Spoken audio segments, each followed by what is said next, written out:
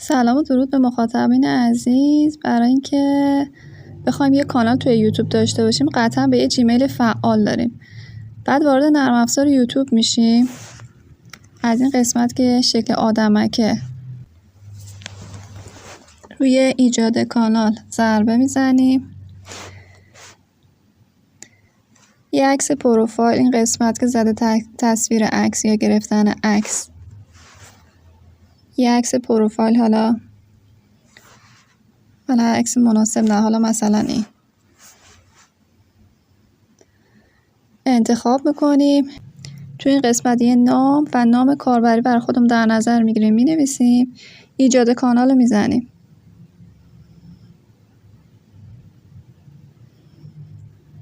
این شد کانال ما، پروفایلشه، نام و نام کاربریشه. توی این قسمتی که مداده اگه بریم،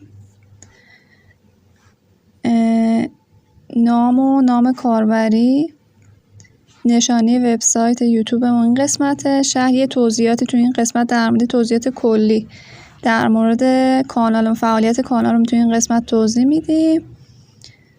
بعد اینم که یه عکس هدر باید طراحی کنیم مناسب با سایز 9:1 برای هدر یوتیوبمون، که وقتی یکی وارد کانال یوتیوبمون میشه، اون هدر یوتیوب معرف کاناله که تو چه زمینه فعالیت داریم، که وقتی یه نگاه کرد به هدره بفهمه که دقیقاً کانال شما کانال آموزشیه، حالا خدمات مثل فروش لوازم خانگی، حالا هر چی که از مناسب اون با طراحی بشه این قسمت قرار بگیره، که اگه روی این که علامت عکس این قسمت ضربه بزنیم، از داخل گوشیمون، گالری گوشیمون، عکس که طراحی کردیم و میتونیم هدر کانالمون بذاریم. و در مورد مدیریت کانال، خب ما الان نه فیلمی نه ویدیویی چیزی به اشتراک نذاشتیم. این پایین این قسمتی که مثبت یا پلاسه، بارگذاری ویدیو رو میزنیم.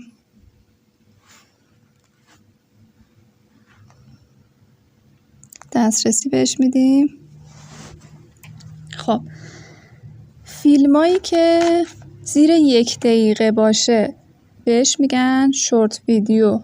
سایزش، حالا اگه سایز استوری و سایزش هر سایز دیگه بود میشه به اشتراک گذاشتش، که من بعدی رو میزنم، دوباره بعدی رو میزنم. اینجا یه عنوان واسه اون ویدیویی که داریم به اشتراک میذاریم مینویسیم. حالا این کار من طراحی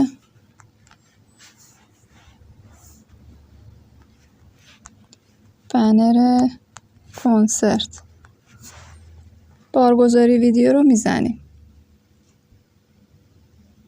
پس ویدیویی که زیر 1 دقیقه باشن سایزش مهم نیست چی باشه، ولی اگه ویدیوی آموزشی، حالا هر ویدیویی که تایمش از 1 دقیقه بیشتر باشه باید حتما سایز 16:9 باشه، که حالا بهتون سایز کردنش رو نشون میدم و میگم اونو بعد چجوری به اشتراک بذاریم.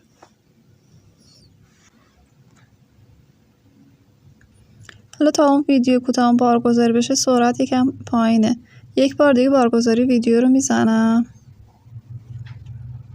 بر فرض مثال این مثلا از تایمش از 1 دقیقه بیشتره. عنوان میزنم، عنوان در مورد پستی که میخوایم به اشتراک بذاریم، یعنی الان تنظیم نور و اصلاح رنگ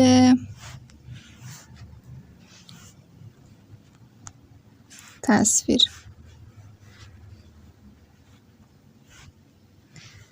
تو قسمت توضیحاتش هم یه توضیح مختصر در مورد کارمون و اگرم کانال یوتیوبمون برای کسب و کاره، پل‌های ارتباطی مثل آیدی تلگرام، آیدی ایتا، اینستاگرام، این قسمت میذاریم.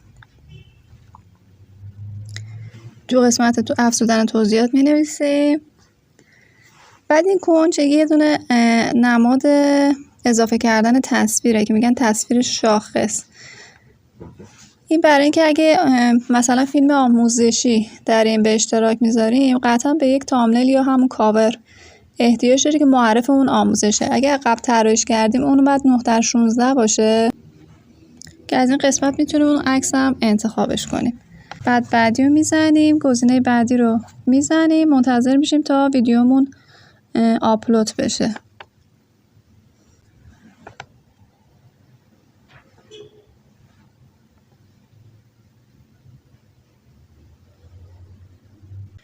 به این صورت به عنوان مثال مثلا ما این دوتا ویدیو رو به اشتراک گذاشتیم، البته یکی شورت ویدیو یکیش ویدیوه. بعد فراموش کردیم میخوایم تو عنوانش تو قسمت توضیحاتش یه چیزی اضافه کنیم یا ویرایشش کنیم، یا که نه مثلا میخوایم عکس کاور رو عوضش کنیم یا کاور فراموش کردیم بذاریم یا همون تامنیل اضافه کنیم. روی این 3 نقطه ضربه میزنیم، قسمت ویرایش میریم.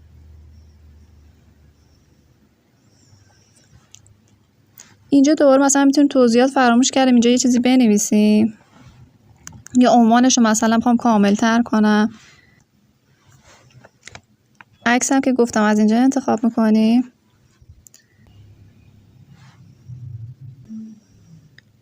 میخوام عکس رو وارد کنم، میگه شماره تماس برای اینکه هویتتون مشخص بشه رو وارد کنید. شماره رو وارد میکنیم، ارسال پیامک.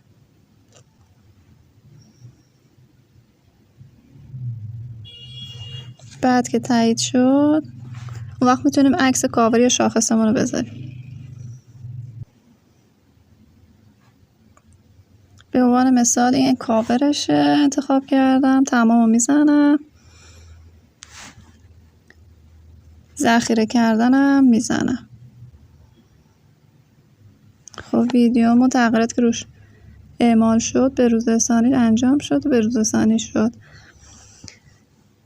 خب ببینید توی الان این قسمت بیایم مدیریت ویدیو، صفحه اصلیمون که این قسمت هرچی که به اشتراک گذاشتیم تفکیک شده. ویدیومون گفتم اونی که مثلا از 1 دقیقه بیشتر و سایزش 16:9 این قسمت قرار میگیره. فیلمای کوتاه همون فیلمایی که زیر 1 دقیقه است به صورت شورت ویدیو یا سایزش بیشتر سایز استوری تو این قسمت قرار میگیره. بعد این قسمت صفحه اصلی کل یوتیوبه. این قسمت فیلمای کوتاه رو میتونید ببینید. این پلاس هم که گفتیم میتونیم به صورت زنده یا همون ویدیومون و شورت ویدیومون رو به اشتراک بذاریم. قسمت اشتراک ها کسایی که دنبالشون میکنیم میتونیم کاراشون رو ببینیم. این شما هم که خودمونیم. این هم قسمت مدیریتشه. این هم که توضیح دادم.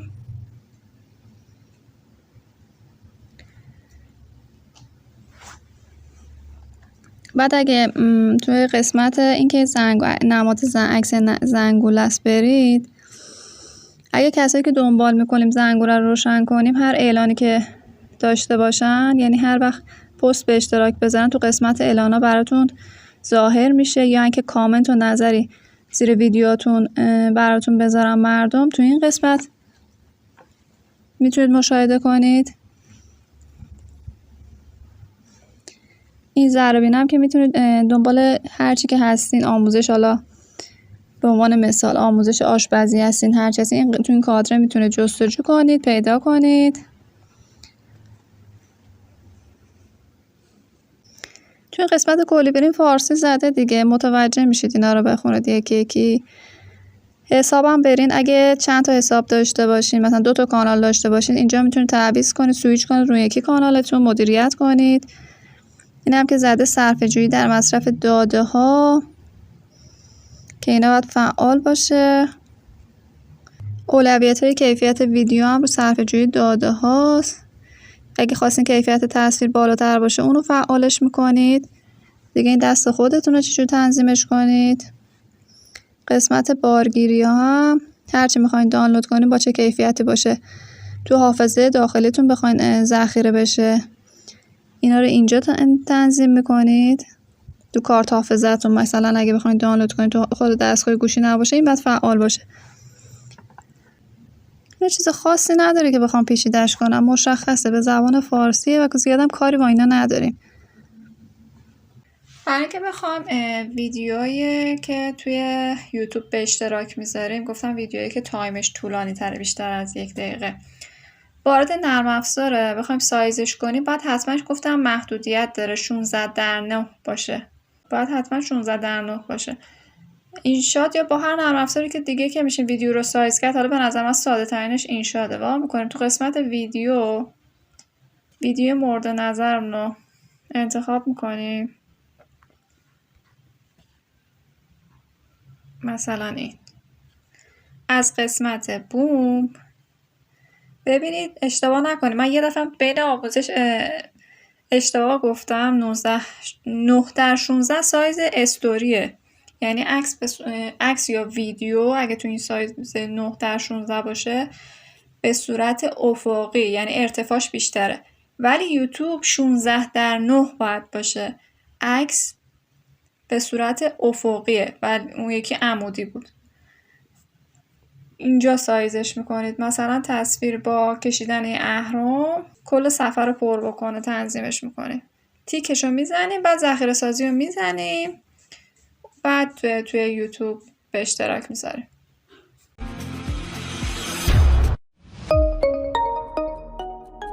آموزش تولید محتوا با گوشی. monahadavi.ir